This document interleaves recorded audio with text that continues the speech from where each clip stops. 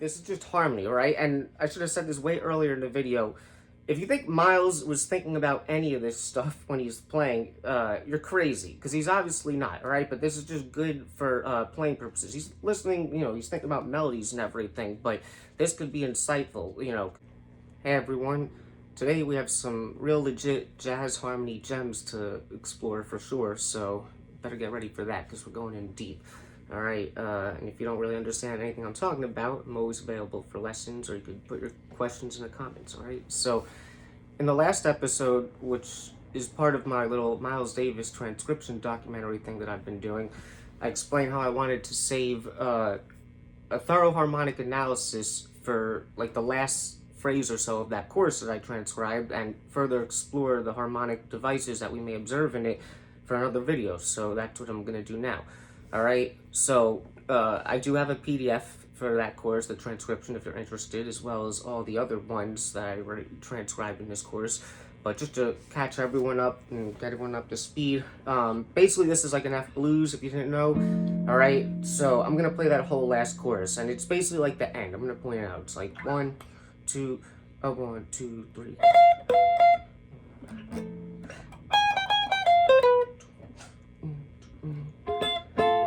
I'll just add the octaves. This.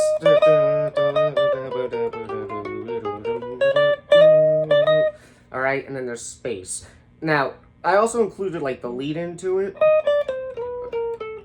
But really, what we didn't talk about in the last video was starting here. And this is like the last 4 bars of a blues. So, 1 and 2 and 3 and 4. And then the last 2 bars of the form. That's the context, alright? So, before I say anything else, I just want to show you a clip of some words that I said at the end of that transcribing video, just because it's at the very end, and you just heard what I played there. Do it again. Alright, listen to that, alright? Just reaction to what I think of that when I learned it. Listen to these words. If you're a real jazz head, I think you'll appreciate this in terms of how I'm interpreting Miles's style. It sounds great. That's a new phrase. It kind of reminds me of like when Miles gets into his his second great quintet in the middle of the 60s, and the way he's playing with Tony Williams on those faster tempos. He's got like these similar types of runs that are faster and obviously more evolved and refined, but to me, this kind of line is like sort of like a pro phrase, or whatever you want to call it, to like what is to come in a few years. Like a little motif that he likes, alright? Okay, so first I just want to quickly review what I said about bars 7 and 8 of this, which is this part. Right, this is really, from here on, that's the part that I said we were going to analyze in this video, but it's important to understand basically what we're coming from. So in bars 7 and 8 of the blues, if we're in the key of F, we might be back at the 1 for 2 whole measures. So we might have like a measure of the 1 chord, and then a 6 in bar 8, or you can have in bar 8 like a 3, 6, but lots of things, but you can imagine. But the simplest thing is F7, the basic scale is F mixolydian, and that's what we're gonna call this for now. And there's basically a passing tone, alright? And F mixolydian is the flat 7, 6, 5th, passing tone between the 5th and the 4th, because there's the flat 5, the 4, the 3, the 2, and then the 1. And then that's the end of 4. It basically also acts as a leading tone to lead into the next note where the next measure begins, alright? So F mixolydian with a passing tone. Alright, now, as far as what we may start with, if we want to analyze this part here, because this is the Miles Davis quintet, any of them, they're all great, right? So as I go chorus to chorus, the specific harmonic variations that they may imply can be different, because they all just kind of go into categories, or they know what they're doing, So, basically, I'm going to default to just simplifying this as a starting point to see what it might be, is thinking of like 2 bars of C7. And a lot of things relate to that anyway. Like if I have, like, we're in the key of F, I can have like 2 bars of C7, resolving to the 1, or of course, 2, 5, 1. with the 2 being minor. I can have a 2-7, but the 2s are all, even the dominant, they're just extensions of the 5. It's just cadencing to the 1. Maybe an example of something that would be like a different sound would be like if I use like a 4 minor cadence. Like if I'm in the key of F and F is my 1, that would be like a B flat minor. So like say I'm coming from,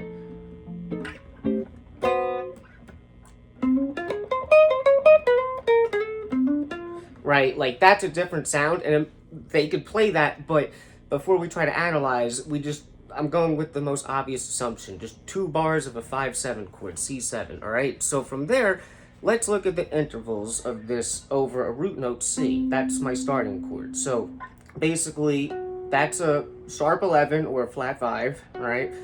Flat 7, sharp 5, same note there. Major 7, that's the most questionable. Flat 9, this is a regular 9, and then sharp 9, all right? And that regular 9, obviously that works on a dominant chord, but already we can see in context how it's kind of like a passing tone, right? Even because we stay on it, right? But just be aware of that, all right? So here's the thing. The major 7 is obviously the hardest one to justify. But, you know, originally, before I even transcribed it, I thought it was going to be like a Lydian dominant thing. It has that sharp 11 note in it, but that's also a note in the altered scale. And like I said, it has the sharp 5 in it as well. The flat 9 and the sharp 9, right? So those are 3 of the 4 altered tones anyway. Again, the major 7 is the hardest to justify, but as a starting point with what I've said, let's just start with the, you know, hypothesis that it's an altered scale. It's like the parent tonality, all right?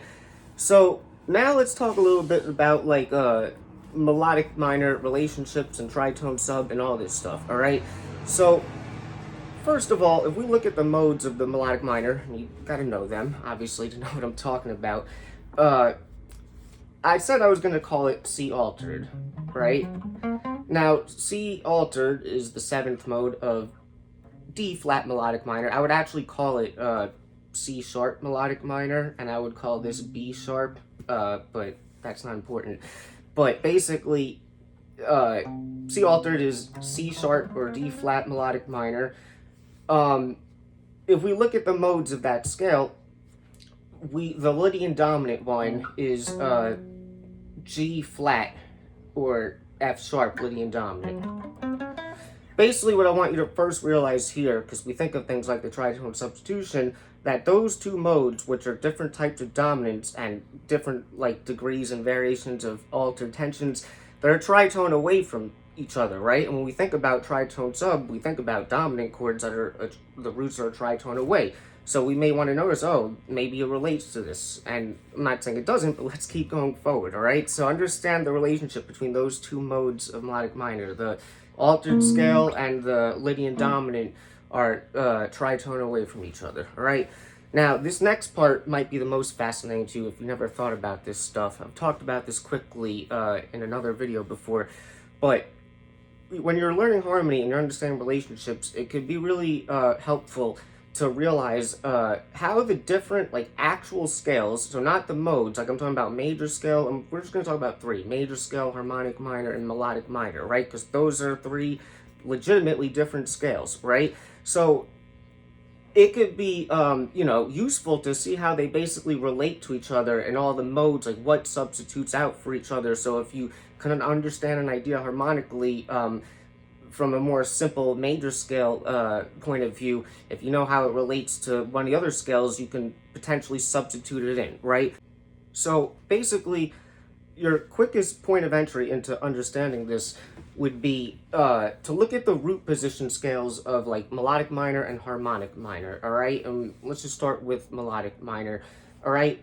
They can both be seen essentially because they both give you the minor major 7 chord. That's where we learn about the dominant on the 5 and all that, right? So the other notes are different, but they both have a tonic minor major 7. So melodic minor is essentially Dorian with a major 7, and harmonic minor is basically Aeolian with a major 7, all right? So Once we understand that, if we know basically like how it transfers, we can then from that mode like look at the other modes that might diatonically relate and see how they add up. All right, so we're only going to focus on the ones that matter today. I'll just quickly address like Lydian dominant. That's not what this is here, but the chord, like I said, I want to assume that I'm thinking C7, right?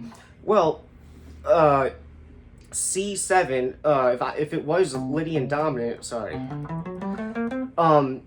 that would be G harmonic minor, or not harmonic, melodic minor, would be G Dorian, right? So basically G Dorian is F major, right? And in F major, what has the mode with the root C? It's Mixolydian, right? So that kind of shows you, and this is accurate, the Lydian dominant scale is the substitute for the Mixolydian, where you would use that, all right?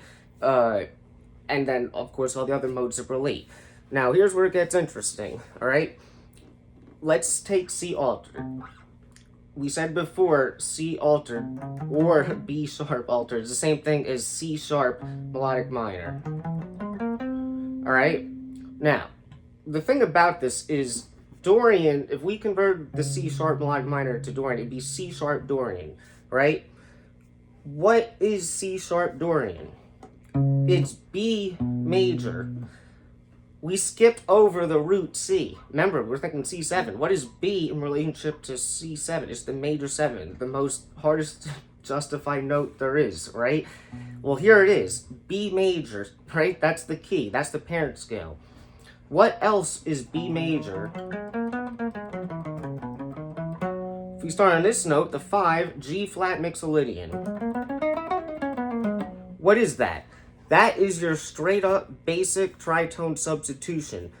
And it, you know, it's so obvious and we don't even think about this. Like that, this might be like the hippest tritone sub variation there is using the most basic scale. Because when we learn about tritone sub originally, you might understand, like say you have like C7, you learn, oh, the dominant tritone away, that substitutes, right? Because they have the same 3rd and 7th flipped around. So it's really the 1 and 5 that you're swapping out. And you can even look at it like, if we're thinking the original harmony is C7, but we think tritone sub, F sharp 7, we can have all those notes, it's 4 notes, like over the root note C. Like what do we have? We have the flat 5, the flat 7, the flat 9, and the 3rd. So like the whole tritone sub dominant over the original root C, it's basically like a C7 flat 5, not sharp 11, with a flat 9, all right? And this chord, you know, this reminds me of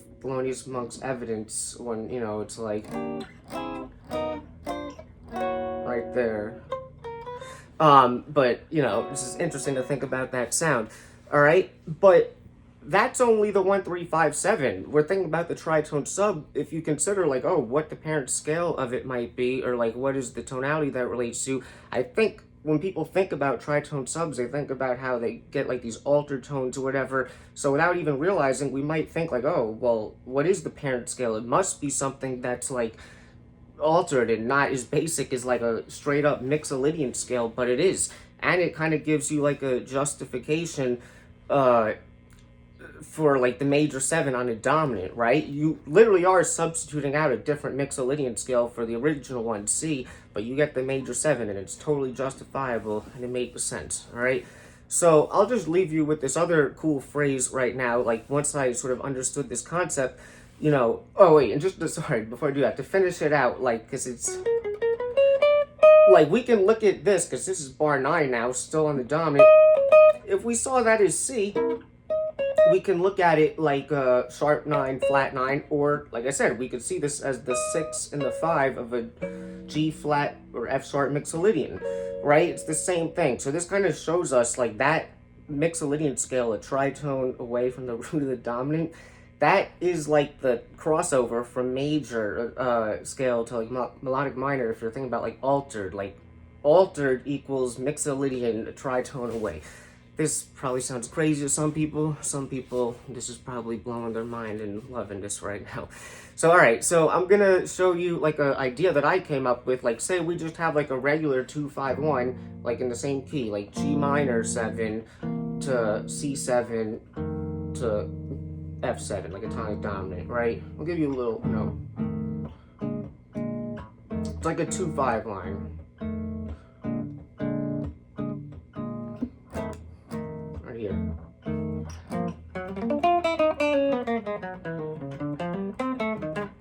What is it? Sorry. I'm messing that up. See, I just wrote this. Yeah.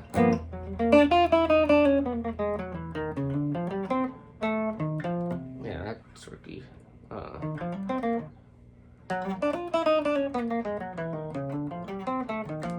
Right? And what am I doing? Like, if I start on a measure of G minor, it's like 1 and 2 into 3.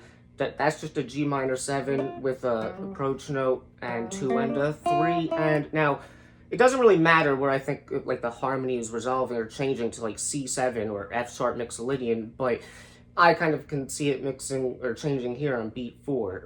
This would be like the 6, and I have a passing tone between the 6 and the 5th. It's like 4 and 1.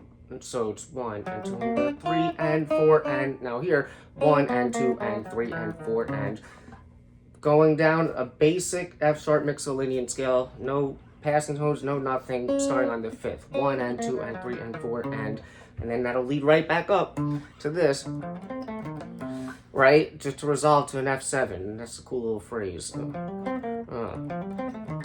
Right? And just because I missed this extra little point before, we're talking about mixolydian, that's why I said consider what we came from. Originally,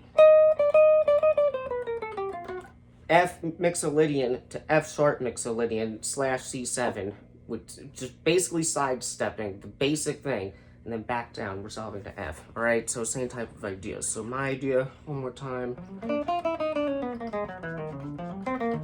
Oh man, I gotta get that. I gotta practice. Right? Cool stuff once you kind of see, this is just harmony, right? And I should have said this way earlier in the video. If you think Miles was thinking about any of this stuff when he's playing, you're crazy, because he's obviously not, all right? But this is just good for playing purposes. He's listening, he's thinking about melodies and everything, but this could be insightful, because people sometimes think about how do I add altered tones, tritone, sub, blah, blah, blah, but like, it could be cool and hip to realize I could play the straight up mixolydian scale or just use notes that diatonically relate to that, which includes the major 7 of the original dominant, and it could sound good, right? There's all the possibility in the world. So, all right, this one was totally rambly and all over the place, but, I think some people definitely probably really appreciate this. So, we're going to leave this one there. If you enjoyed this, give it a like, subscribe if you haven't done that, buy all the PDFs, support me so it's easier to make all these videos. If you're interested in lessons or anything, just hit me up, and I'll see you in the next one.